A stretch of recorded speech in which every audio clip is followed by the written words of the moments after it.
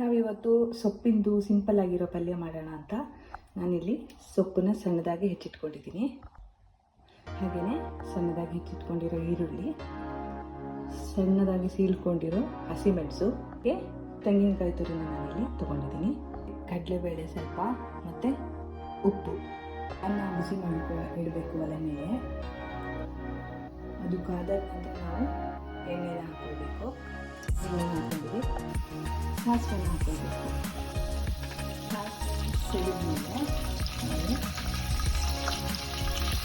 ಕಡಲೆಬೇಳೆ ಹಾಗೂ ಹಸಿಮೆಣಸನ್ನ ನಾವು ಹಾಕ್ಕೊಂಡು ಮೀಡಿಯಮ್ ಫ್ಲೇಮಲ್ಲಿ ಫ್ರೈ ಮಾಡಬೇಕು.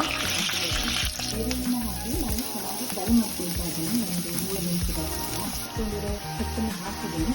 ಅದನ್ನು ಒಂದು 3 ನಿಮಿಷಗಳ ಕಾಲ ನಾನು ಫ್ರೈ ಮಾಡ್ಕೊಳ್ತೀನಿ. ಬೇಯುವಾಗಲೇ ಉಪ್ಪನ್ನು ಸೇರಿಸ್ಕೊಳ್ತೀನಿ.